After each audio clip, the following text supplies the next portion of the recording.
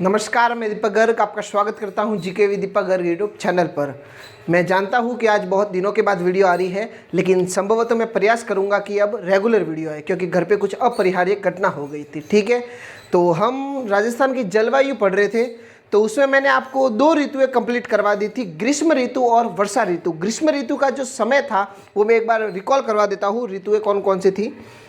तो ऋतुएँ मैंने आपको 4 प्रकार की बताई थी। ये पहली, दूसरी, तीसरी और चौथी। जियोग्राफी के अनुसार बता रहा हूँ। पहली है ग्रीष्म ऋतु, ठीक है। दूसरी है वर्षा ऋतु, ठीक है। चौथी है शीत ऋतु और तीसरी है मानसून का लौटना। मानसून का लौटना याद करो तो कर लेना तीसरी, वरना कोई इंपॉर्टेंट नहीं है। यहाँ से एक ही प्रश्न अभी तक बना है, मैं आपको बता दूंगा, ठीक है। ये काल कहते हैं, ऋतु मुख्यतः ये है, ठीक है। तो ग्रीष्म ऋतु का जो समय है वह है मार्च से जून तक, और इसका है जून से सितंबर तक, और इसका है सितंबर से दिसंबर तक, तथा शीत ऋतु का समय है दिसंबर से मार्च तक, ठीक है। मैं वापस आपको बता दूंगा। दोनों ऋतुएं तो कंप्लीट करवा दी थी। आज हम तीसरी ऋतु मानसून का लौटना पढ़ेंगे। क्या पढ़ेंगे हम? एक बार मानसून तो पढ़ लिया हमने वर्षा ऋतु को, तो अब मानसून का लौटना पढ़ेंगे। तो आज जो हम पढ़ेंगे उसका नाम है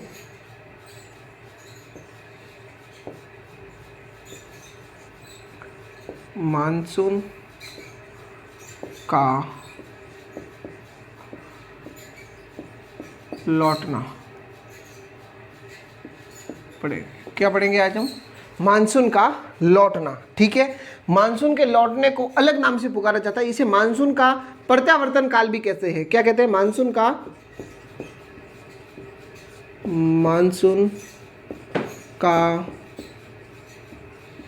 प्रत्यावर्तन काल। क्या कहते हैं? इसे मानसून का प्रत्यावर्तन काल भी कहते हैं, और इसे मानसून का विवर्तन काल भी कहते हैं। क्या कहते हैं? मानसून का विवर्तन काल। मानसून का विवर्तन काल भी कहते हैं, ठीक है। ये क्या होता है और इसकी आपको पता ही है, ये कहाँ से कहाँ तक है मानसून का लौटना? यह है सितंबर से दिसंबर तक। कहाँ से कहाँ तक है? सितंबर से दिसंबर का समय मानसून का लौटना है, ठीक है। तो अब हम पढ़ते हैं।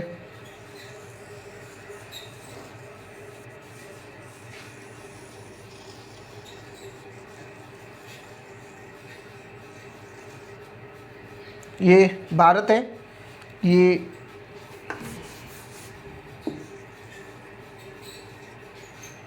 ठीक है। पूर्व दिशा, पश्चिम दिशा, उत्तर दिशा और दक्षिण दिशा, ठीक है। अब यहाँ पर है कर्क रेखा, कर्क रेखा, और यहाँ पर है विषुवत रेखा।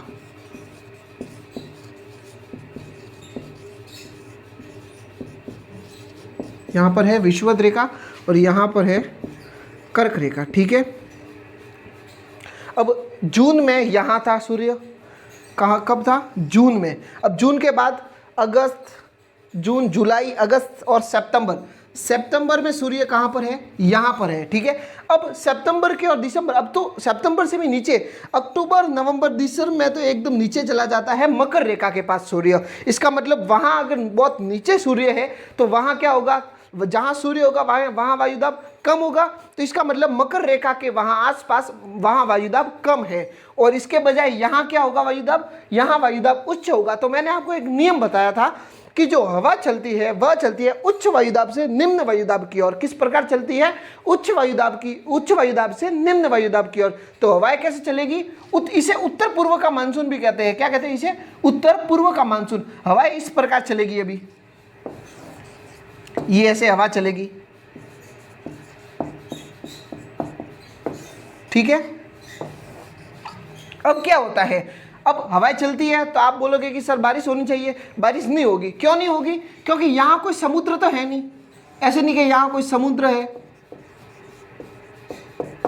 यहाँ कोई समुद्र तो है नहीं जिससे पानी उठाकर भारत में बारिश हो जाए, बारिश तो होगी नहीं क्योंकि समुद्र नहीं है। लेकिन क्या होता है, मैंने कहा था कि यहाँ से सिर्फ एक ही प्रश्न बनता है, कौन सा बनता है बताता हूँ मैं।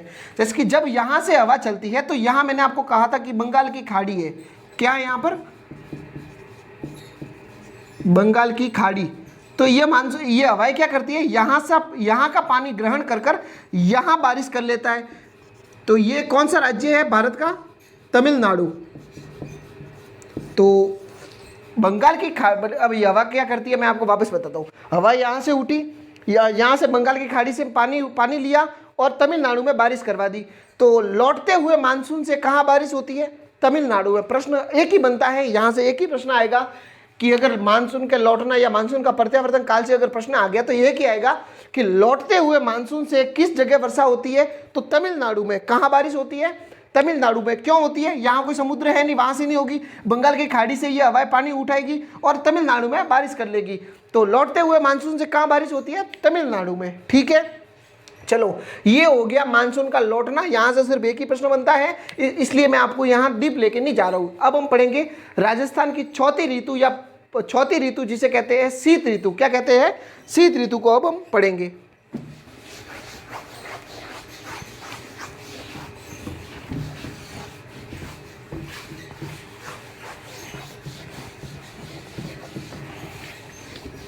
ये इंटरेस्टिंग है, किसी से प्रश्न आए ना आए, इसमें एक टॉपिक है शीत ऋतु में, वहां से प्रश्न तो हर कोई भी आप एग्जाम देख लेना, हर बार प्रश्न वहां से आपको मिल जाएगा। शीत ऋतु से कंफर्म प्रश्न है, शीत ऋतु से कंफर्म प्रश्न है कि वो वाला प्रश्न तो आपको पूछेगा ही। कौन सा प्रश्न है मैं आपको बता देता हूं, ठीक है। तो अब हम पढ़ते हैं शीत ऋतु। ये लास्टवी ऋतु है, शीत ऋतु। इसका मैंने आपको समय बता दिया है, कब से कहाँ तक है। तो इसका समय है दिसंबर से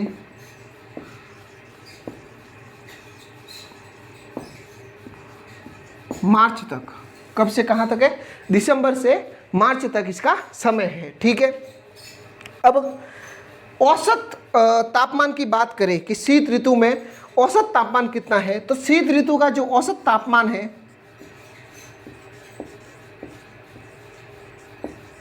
औसत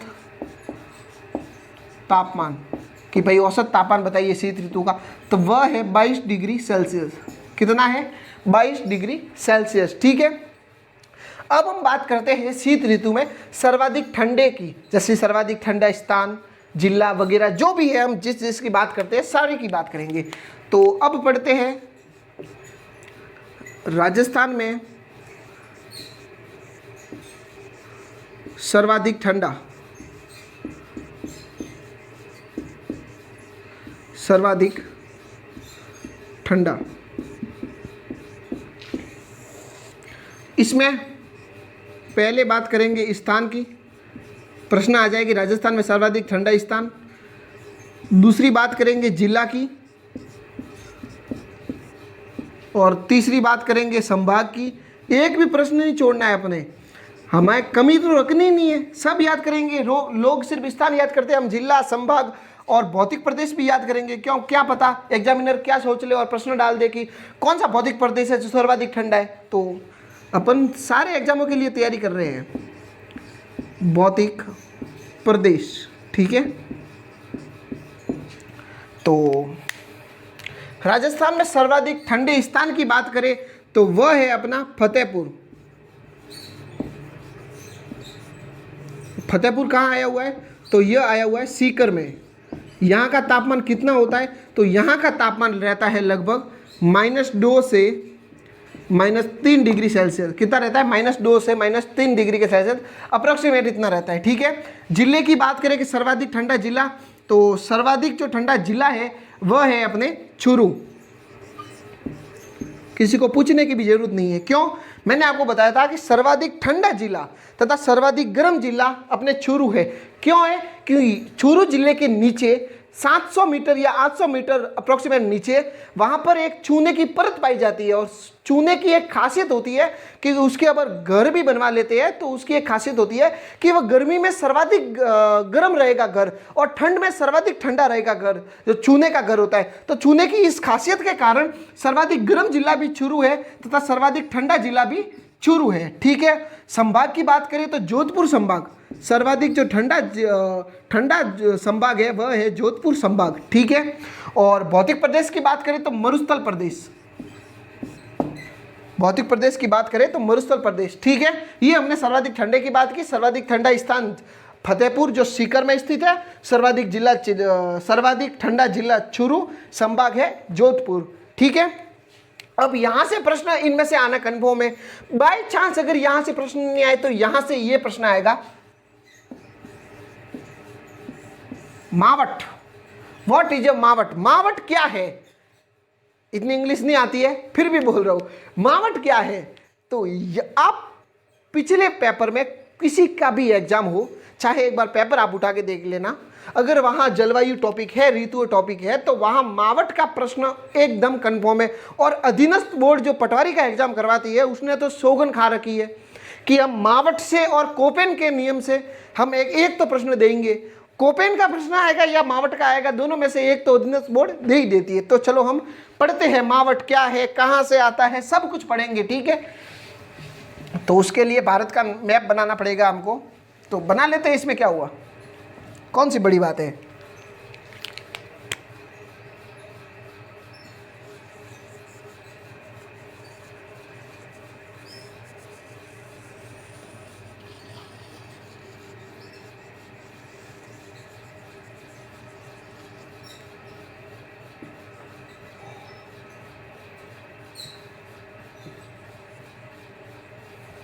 ठीक है, ये हो गया भारत। अब मैंने आपको कहा था आप जब विश्व का मैप एक बार उठाना, अब आप बोलोगे क्यों, मैं आपको बताता हूँ। आप जब विश्व का मैप उठाओगे तो वहां आपको बीचों बीच एक सागर मिलेगा, एक बड़ा सागर है जिसे कहते हैं भूमध्य सागर। क्या कहते हैं? भूमध्य सागर। ठीक है, आपने नाम सुना होगा। तो इसको बताने से पहले मैं आपको एक चीज़ बताता हूँ कि मावट क्यों, मावट मतलब यहाँ से हवा उठती है उससे मावट बनता है। तो यहाँ से हवा कैसे बनी? आपको पता होगा कि जापान पे जब बॉम्ब गिराया जा रहा था, अमेरिका ने जब जापान पर बॉम्ब गिराया था, तो जो जहाज जा रहा था बॉम्ब गिराने, उस जहाज का नाम था जेट स्ट्रीम। क्या कहा मैंने? जापान पर जब बॉम्ब गिराया जा रहा था तब उस जो जहाज जा रहा था बॉम्ब गिराने, उस जहाज का नाम था जेट स्ट्रीम जहाज। ठीक है, जब वो गिराकर बॉम्ब आया, जैसे कि गया बॉम्ब गिराया और वापस आया अमेरिका, तब शोध हुआ और पता चला कि इस जहाज को जाने में अधिक समय लगा और आने में कम समय लगा। तो फिर रिसर्च बैठी कि ऐसा क्यों भाई, कि जाने में कम समय लगा और आने में नहीं, जाने में ज़्यादा समय लगा और आने में कम समय लगा, ऐसा क्यों? रिसर्च हुई। तो रिसर्च हुई तो पता चला कि फिर एक धारा की खोज हुई इस रिसर्च में, तो उस धारा का नाम रखा जेट स्ट्रीम हवाएं या जेट स्ट्रीम धारा। तो ये जेट स्ट्रीम जो हवाएं है वह कहाँ से उत्पन्न होती है? तो यह होती है भूमध्य सागर से। जेट स्ट्रीम हवाएं भूमध्य सागर से उत्पन्न होती है और यहाँ से जाती है ये काला सागर, काला सागर से कैस्पियन सागर, और कैस्पियन सागर से होते हुए ये भारत में एंटर करती है। कहाँ एंटर करती है? भारत में। और भारत में ये हिमालय से टकराकर दो हिस्सों में बट जाती है, और यहाँ एक तो ऊपर चली जाएगी और एक यहाँ नीचे चली आएगी। कौन सी है? ये वही है जो हमारे राजस्थान में जिसे मावट कहते हैं, जिसे एक वर्ल्ड में देखे, अगर अंतर्राष्ट्रीय लेवल पर देखें तो इसे जेट स्ट्रीम हवा के साथ ये मावट आता है। ठीक है, इसे जेट स्ट्रीम हवाएं कहते हैं। ये कहाँ से उत्पन्न होता है? भूमध्य सागर से। जब जापान पर बॉम्ब गिराया जा रहा था तब इस धारा की खोज हुई। ठीक, तो हिमालय से टकराया, दो हिस्सों में बट गया, और इस साइड में हमारे ये मावट जेट स्ट्रीम की हवाएं या इस इलाके में आती है। हमारे पंजाब हो गया, मैं आपको बता देता हूँ, पंजाब, जम्मू कश्मीर, गुजरात, हरियाणा और राजस्थान। तो ये हवाएं इस एरिया में आती है, जेट स्ट्रीम की हवाएं यहाँ पंजाब, हरियाणा, गुजरात और राजस्थान और जम्मू कश्मीर में आता है। तो इस जिलों में, नहीं सॉरी, इस राज्यों में इसको कहते हैं मावट। क्या कहते हैं? मावट कहते हैं। जेट स्ट्रीम हवाओं को क्या कहते हैं? मावट। कि मावट किसे कहते हैं? भूमध्य सागर से उत्पन्न होने वाले चक्रवात, या हम इसे कह सकते हैं शीतोष्ण चक्रवात। शीतोष्ण चक्रवात, ठीक है, शीतोष्ण चक्रवात। अब मावट सर्वाधिक कब आता है? तो मावट आता है जनवरी महीने में। प्रश्न आ जाए कि मावट सर्वाधिक आता है जनवरी में, रात्रि काल में। जनवरी के रात्रि काल में सर्वाधिक मावट आता है। अब मावट किसके लिए उपयोगी है? तो मावट रबी की फसल के लिए उपयोगी है। रबी की फसल। अब रबी की फसल कौन सी है? अब रबी की फसल, सॉरी, रबी की फसल कौन सी है? तो रबी की जो फसल है वह है, अभी रबी कितने शब्द है? 2 शब्द है। तो रबी की छ ना गे हु।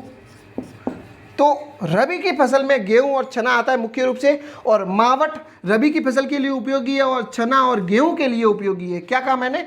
मावट गेहूं और चने के लिए उपयोगी है। ठीक है, प्रश्न आ जाए कि मावट राजस्थान में किसके लिए उपयोगी है? तो मावट गेहूं और चने के लिए उपयोगी है। ठीक है, ये चने और गेहूं के लिए मावट उपयोगी है, इसलिए इसे मावट को गोल्डन ड्रॉप कहते हैं। क्या कहते हैं? Golden drop. इसे हिंदी में कहेंगे सुनहरी बूंदे।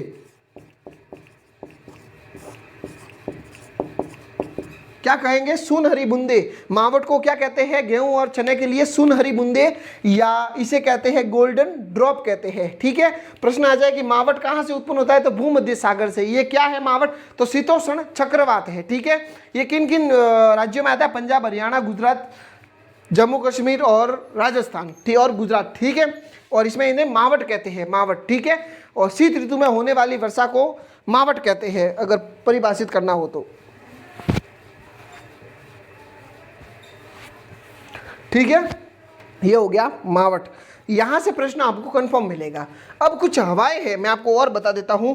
मैंने वर्षा ऋतु में तो आपको हवाएं पूर्ण रूप से करवा दी थी, बहुत सारी हवाएं बता दी थी कि कौन सी हवाएं कहां से आती है और किस हवा को क्या क्या कहते हैं, लेकिन 2-4 हवाएं और बता देता हूं मैं।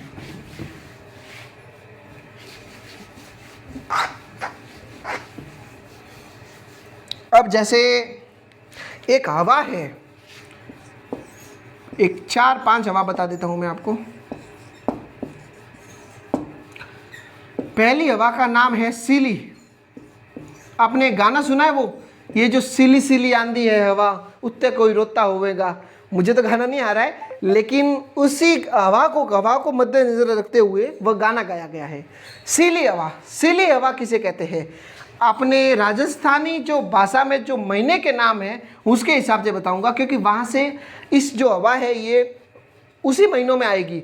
जैसे अगर प्रश्न आ गया कि सिली हवा किसे कहते हैं, तो आपको ऐसा नहीं मिलेगा जनवरी, फरवरी, मार्च, आपको मिलेगा ज्येष्ठ, आषाढ़, जो भी होते हैं वो इस प्रकार से महीने मिलेंगे। तो यह मिलती है पोष या माह महीने में। पोष या माह महीने में चलने वाली हवाओं को कहते हैं सिली। एक है तवा, एक है तवा हवा। तवा क्या होती है? ये ज्येष्ठ महीने में जो हवा चलती है, ज्येष्ठ महीने में जो हवा चलती है उसे कहते हैं तवा हवा। ठीक है, फिर है एक है जाला। जाला हवा किसे कहते हैं? जाला ओस भरी बूंदों के साथ, ओस भरी बूंदों के साथ कि जो हवा चलती है, मतलब ओस की जो बूंदें होती है उसके साथ जो हवा चलती है उसे कहते हैं जाला। और एक और बता देता हूं आपको, अडाव। अडाव क्या है? तो भयंकर आवाज के साथ, भयंकर आवाज के साथ चलने वाली हवाओं को अडाव कहते हैं। क्या कहा मैंने? सिली कहते हैं पोष या माह महीने में चलने वाली हवाओं को, तवा कहते हैं ज्येष्ठ माह में चलने वाली हवाओं को, और जाला कहते हैं ओस भरी बूंदों के साथ चलने वाली हवाओं को, और अडाव कहते हैं भयंकर आवाज़ के साथ चलने वाली हवाओं को। आपने कभी सुना होगा, हमारे गांव की बुढ़िया कहती है इधर आड़ा आ गया, आड़ा आ गया। तो वो जब तेज बारिश होती है और तबीयत की हवा आती है, और जब हवा आवाज़ करती है खन खन खन खन, वो जैसे भी आवाज़ करती है उसे कहते हैं अडाव। भयंकर आवाज़ के साथ चलने वाली हवाओं को क्या कहते हैं? अडाव कहते हैं। ठीक है, हमने ऋतुएं राजस्थान की कंप्लीट कर ली है। सर्वप्रथम हमने ग्रीष्म ऋतु पढ़ी थी, उसके बाद वर्षा ऋतु पढ़ी थी, अब राजस्थान मानसून का लौटना हो गया और शीत ऋतु हो गई। ठीक है, इसके साथ हमने राजस्थान की ऋतुएं कंप्लीट कर दी है। ठीक है, अब हम नेक्स्ट वीडियो में हम पढ़ेंगे राजस्थान के जलवायु प्रदेश कि राजस्थान को कितने जलवायु प्रदेशों में बांटा गया है। ठीक है, मैं आपको नेक्स्ट वीडियो में एकदम डीप से डीप बता दूंगा। ठीक है, तब तक के लिए धन्यवाद। अगर आपको हमारी वीडियो पसंद आई है तो वीडियो को लाइक करें तथा हमारे चैनल पर नए हैं तो चैनल को सब्सक्राइब करना ना भूलें। हम मिलते हैं नेक्स्ट